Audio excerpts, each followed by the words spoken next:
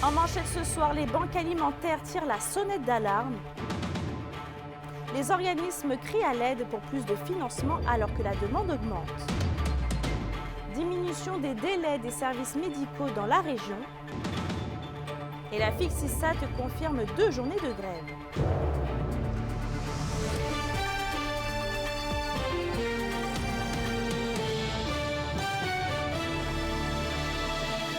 Bonsoir tout le monde et bienvenue au TVA de 18h. L'insécurité alimentaire atteint un sommet jamais vu au Québec. Dans la région aussi, les banques alimentaires sonnent l'alarme en raison d'un manque de financement et d'un problème d'approvisionnement. Les ressources de la région sont frappées de plein fouet par cette hausse de l'achalandage qu'Emilia Laliberté explique. Les banques alimentaires du Québec ont été occupées plus que jamais, selon le dernier bilan fin 2023. En raison de l'achalandage qui s'est multiplié, beaucoup de ressources ont eu de la difficulté à renflouer leurs réserves, selon la directrice générale du Centre de bénévolat de la Vallée de l'Or. On vit des difficultés au niveau de l'approvisionnement des denrées, que ce soit au niveau des viandes, on voit une baisse quand même significative de ce qu'on avait là, il y a plusieurs mois. Donc, et les demandes sont de plus en plus importante. On note une augmentation de 30 % à travers le Québec, puis je vous dirais que de notre côté, au niveau des familles, ça l'a pratiquement doublé. En Abitibi-Témiscamingue, près de 3 800 personnes par mois ont demandé de l'aide alimentaire. L'accueil d'Amos, qui offre entre autres du dépannage alimentaire et des repas quotidiens, a d'ailleurs dû modifier ses heures d'ouverture afin d'accommoder un maximum de personnes. Selon le directeur de la ressource, Yvon Desrosiers, la clientèle s'est aussi beaucoup diversifiée. Avant, on avait 4-5 dépannages par semaine. Là, c'est plus 10-12 dépannages par semaine. Donc, on s'aperçoit, puis beaucoup de familles avec 2-3 enfants. À l'approche du temps des fêtes, les banques alimentaires sont de plus en plus sollicitées. Et cette année, pour la ressourcerie Bernard Hamel, ce sera tout un défi de pouvoir nourrir les ménages dans le besoin. Donc, l'année passée, en fait, là, nous avons fait tout près de 500 paniers de Noël. Et si je suis la cadence de ce que je vous ai dit tantôt, on était déjà à 834 ménages. Donc, on fera pas cette année en bas de 875, peut-être 900 paniers de Noël. Donc, on va devoir vraiment travailler fort pour que nos partenaires continuent de nous supporter, trouver davantage d'autres partenaires aussi. Les banques alimentaires invitent donc la population à donner un maximum de dons, que ce soit en argent ou en denrées alimentaires. D'ailleurs, le 24 novembre prochain aura lieu la grande guignolée des médias. Ce sera une excellente façon de soutenir les banques alimentaires de la région. Kémilia Laliberté, RNC Nouvelles, Amos. Vos réponses à la question du jour TVA, une présentation de la clinique infirmière Nord-Ouest partout dans la région. Notre équipe peut vous recevoir pour un bilan de santé, une infection, le suivi de maladies chroniques et bien plus. Contactez-nous pour plus d'informations ou visitez notre site web. D'ailleurs, la question du jour, on vous demandait « Avez-vous des difficultés à faire votre épicerie avec l'inflation ?» Vous avez répondu oui à 65 %.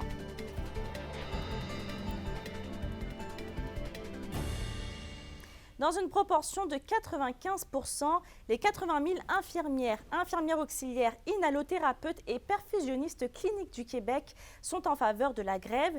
Et Alexandre, les professionnels en soins tiendront 2 premières journées de grève les 8 et 9 novembre prochains. Oui, Mélissa, tout juste dans 2 semaines, le syndicat interprofessionnel en soins de santé de l'Abitibi-Témiscamingue est d'ailleurs impressionné par le taux de participation de ses membres, avec un vote de grève qui s'élève à 90 %. Les professionnels en soins jugent que les propositions du gouvernement à la table des négociations sont inacceptables. Les hôpitaux de la région seront utilisés comme sites de grève. Au total, il y en aura 7. En conseil d'administration, la PDG du CISAT, Caroline Roy, a confirmé que les professionnels en grève procéderont à du piquetage. Mais ce sera à tour de rôle, ce qui permettra aux services essentiels et d'urgence de ne pas être perturbés. Les blocs opératoires pourront subir des ralentissements, eux qui ne sont pas considérés comme des services essentiels. Des reports de rendez-vous sont à prévoir, notamment ceux prévus lors des 2 journées de débrayage. Je vous laisse entendre le président de la FIC-CISAT, Jean-Sébastien Blais. Les gens sont extrêmement mobilisés en région parce qu'on le sait, depuis les 2 dernières années, on vit de nombreuses ruptures de services qui touchent tant nos professionnels en soins que les patients. Donc, 2 jours de grève, alors que ça fait 25 ans qu'on ne l'a pas fait, la grève, il faut quand même être réaliste. Ce n'est pas un abus, on n'abuse pas de ce moyen de pression-là. Et il faut se faire entendre à un moment donné. Ça n'a pas été possible la dernière fois, la grève. C'était pas logique de faire la grève en pleine pandémie, mais là, on est prêt à la faire et ça va commencer le 8 et 9 novembre prochain.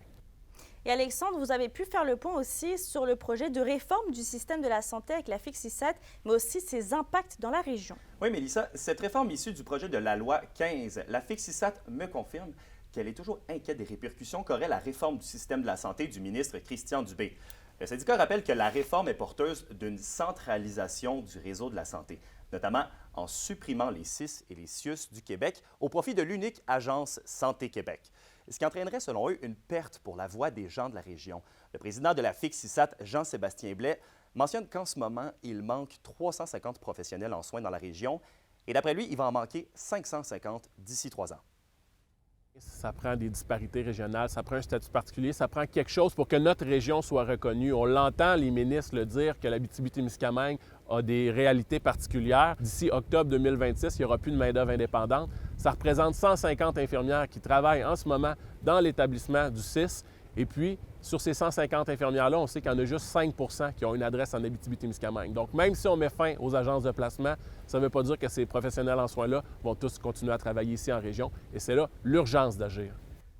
Le président ne s'attend pas vraiment à ce que le gouvernement accepte les demandes syndicales d'ici la grève. Le président de la FICSISAT me disait qu'il ne s'attend pas à ce que le ministre de la Santé recule, pas du tout, d'ici à la grève. Merci. Merci Alexandre.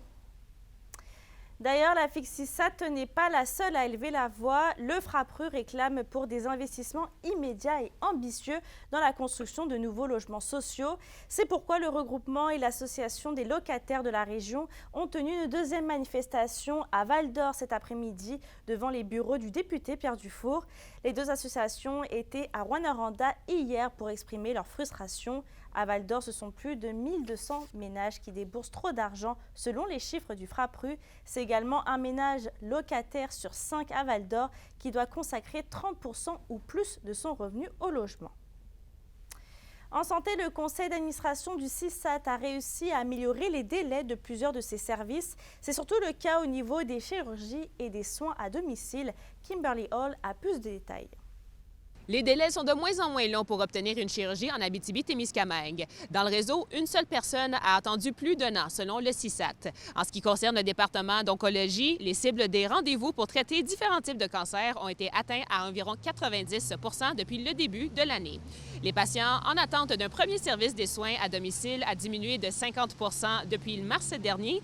Il y a aussi d'autres cibles à atteindre pour les prochains mois, notamment dans les délais des services de la protection de la jeunesse. La propagation de la COVID-19 connaît également une diminution dans les dernières semaines. Dans le réseau de la santé, les taux d'absence des travailleurs est passé de 80 par jour à seulement 2 absences par jour. Et de plus, 16 000 personnes en région ont obtenu un vaccin ou ont un rendez-vous pour un vaccin. Pour continuer à améliorer les délais et services, une transition numérique importante se prépare dans le réseau de la santé. D'ailleurs, des experts vont dédier tout leur temps à cette transformation numérique pour maximiser l'efficacité. Kimberly Hall, RNC Nouvelles, Rouyn-Noranda. D'ailleurs, le CIS de l'Abitibi-Témiscamingue a annoncé que la Maison des aînés à Val-d'Or devrait être le premier établissement de ce genre à être finalisé dans la région.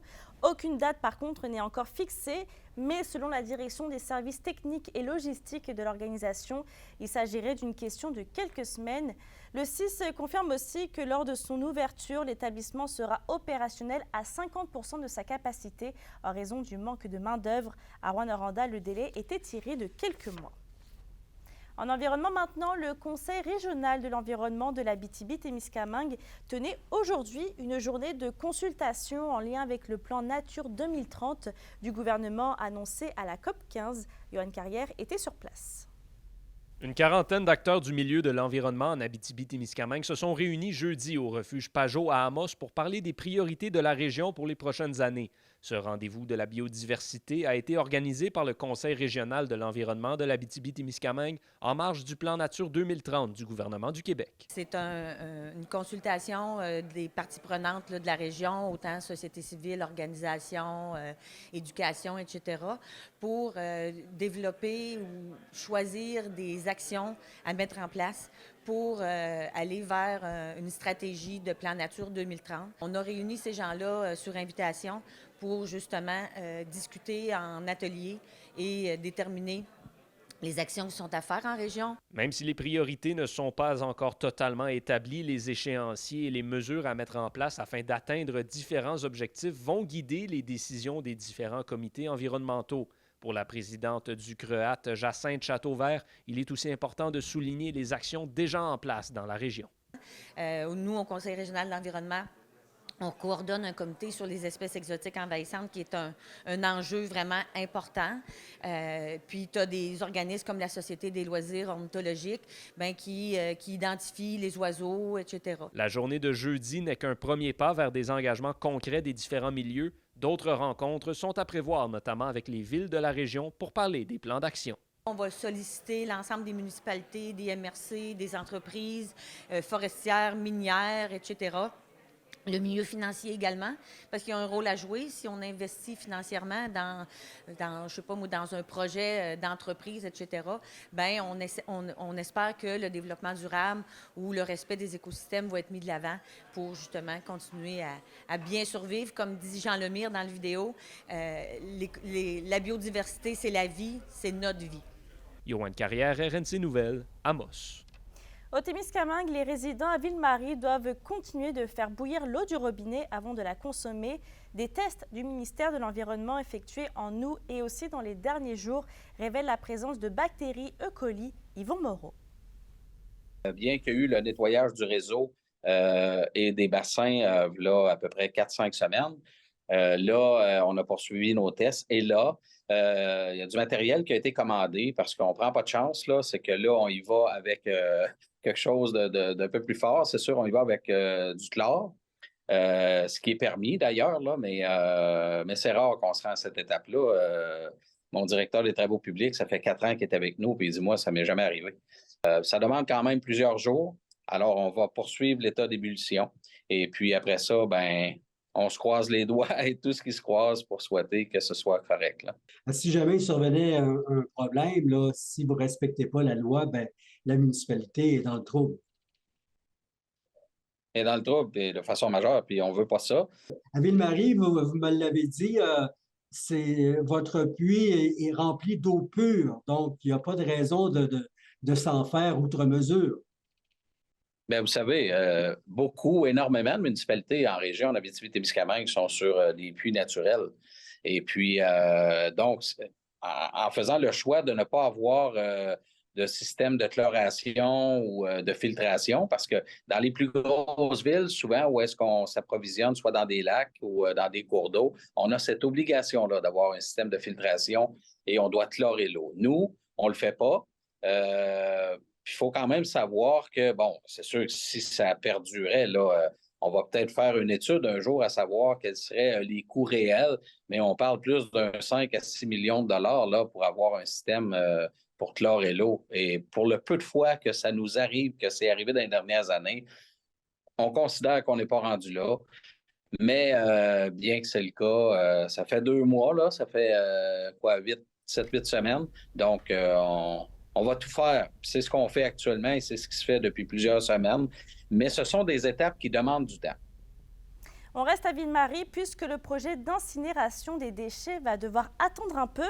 La seule soumission reçue a finalement été rejetée. Elle a été considérée non conforme au processus en place. La préfète de la MRC de Témiscamingue, Claire Bolduc, affirme vouloir prendre du temps pour revoir et analyser tous les éléments du projet afin de trouver la meilleure solution. On vous en parlait hier de la future collecte des matières organiques en Abitibi-Ouest qui franchit de nouvelles étapes. Eh bien, hier soir, lors du conseil d'administration, la MRC a officialisé l'octroi d'un nouveau contrat pour les services professionnels spécialisés en ingénierie ainsi que pour la surveillance pour l'implantation de l'installation de compostage sur le territoire de l'Abitibi-Ouest. Il y a un peu plus de 2 ans, les élus ont retenu l'option d'une plateforme de compostage au parc industriel de la Sarre pour le traitement des matières organiques. La construction de la plateforme de compostage devrait être réalisée dans 2 ans, soit en 2025. L'indice boursier minier au TVA Nouvelle 18h est une présentation de GFM Groupe Financier. Vous désirez bien planifier vos investissements ou l'étude de vos enfants? Profitez de la valeur de nos conseils afin de sécuriser votre futur. GFM Groupe Financier. Au-delà de la finance, il y a vos rêves et vos projets. Bonjour l'Abitibi, ici White Road. Reste à l'écoute après la pause, c'est notre chronique culturelle pour parler de nous autres.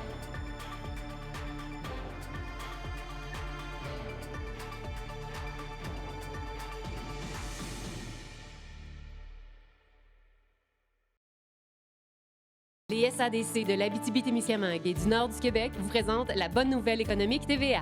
Le 16 juin dernier a été signé l'acte de vente de Le Bleu à une relève interne composée de Geneviève Dumont, David Arpin, Chloé Bouchard et Dominique Massica. Aménagée dans de nouveaux locaux inspirants au 829 avenue La Rivière à Rouyn-Noranda, l'entreprise qui célèbre ses 30 ans continue de rayonner et de faire rayonner ses clients et la région par la qualité de ses services en marketing design, web management et ressources humaines. Les SADC, partenaires de l'économie de la région.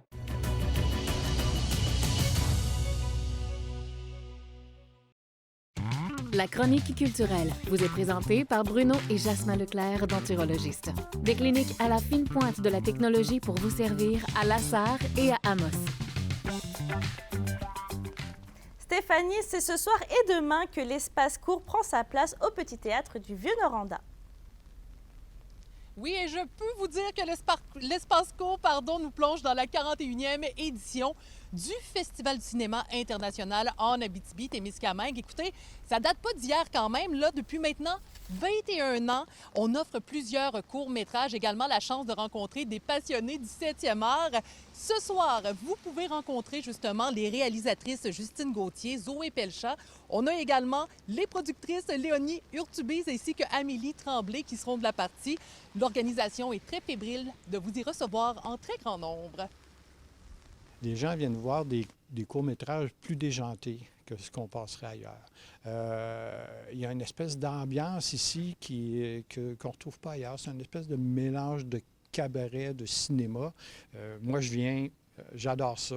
J'adore l'ambiance. C'est très sympathique, c'est convivial. Puis c'est un beau moment à passer les jeudis et les vendredis soirs.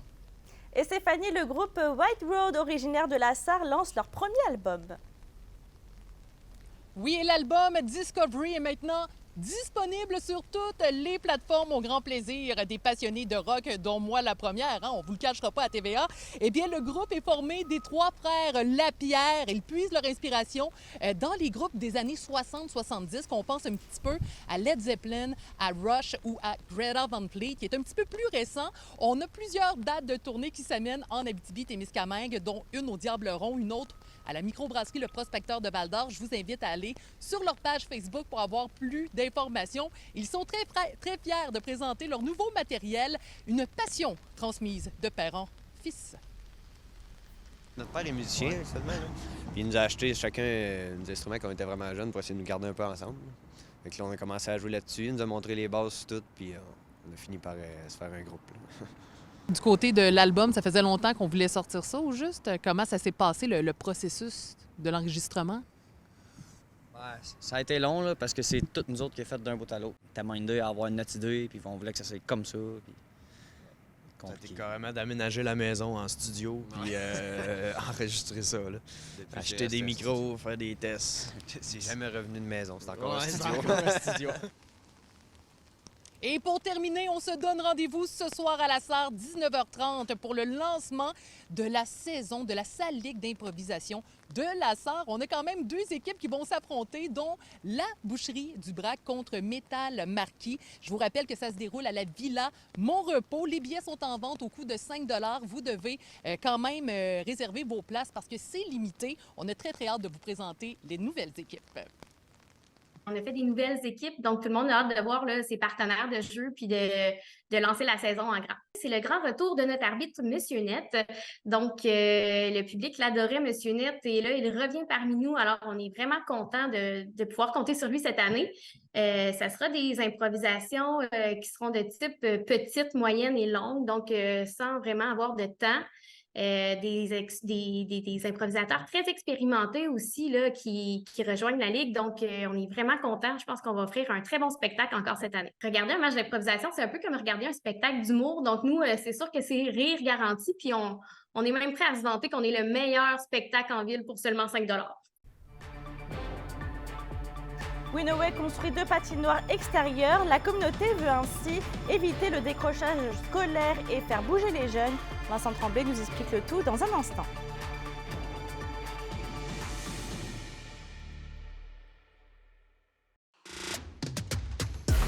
Les sports vous sont présentés par Thibaut GM, votre concessionnaire de confiance à Rouyn-Noranda, là où qualité et choix se rencontrent. La Première Nation de Long Point au Témiscamingue se développe à vue d'œil. Après des travaux d'asphaltage depuis 48 heures, la communauté a maintenant 2 surfaces pour jouer au hockey, suivi avec Vincent Tremblay. La jeunesse l'emporte à Winoway. Depuis de nombreuses années, les jeunes demandaient d'avoir une patinoire extérieure. Ils en auront finalement 2 d'ici quelques semaines. On va mettre des tuiles à l'intérieur. Ça va être pouvoir l'utiliser à l'année longue.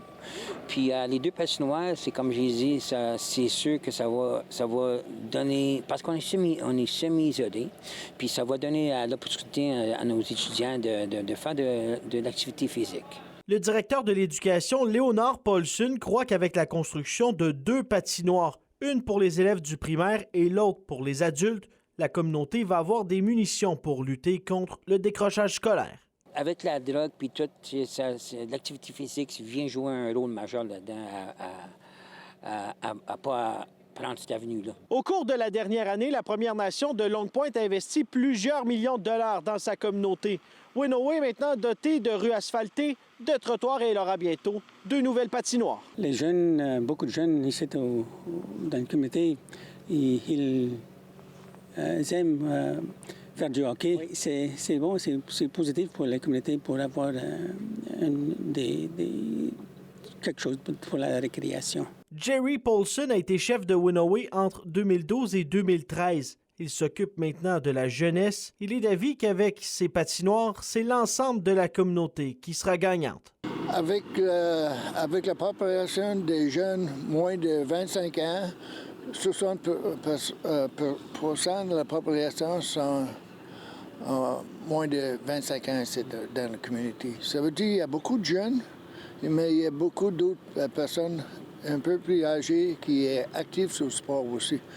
Puis, on a besoin des facilités comme des patinoires, puis des terrains de balle, puis d'autres choses dans notre communauté pour être actifs. Vincent Tremblay, RNC Nouvelles, à Winoway. La météo, une présentation de Nicole Auto de la Sarre. Avec la plus grande variété de camions en région, Nicole Auto de la Sarre, capitale régionale du pick-up. Et à la météo, Stéphanie, la semaine se poursuit sous les nuages et la pluie. Oui, et c'est la dernière semaine avant l'arrivée de la neige. Je tiens à vous le préciser, on a quand même des averses pour les 2 secteurs ce soir et cette nuit. Minimum de 6 pour l'Abitibi-Témiscamingue, 9 degrés pour le Témiscamingue. Demain, toujours des averses avec un max de 16 au nord et au sud. Et un aperçu maintenant pour samedi. Des nuages, max de 2 degrés en Abitibi, max de 3 degrés au Témiscamingue. Je peux vous le dire, là, il fait pas beau, mais on garde le sourire. Merci Stéphanie. Merci d'avoir été avec nous ce soir. Je vous souhaite de passer une très belle soirée. On se retrouve demain. À demain.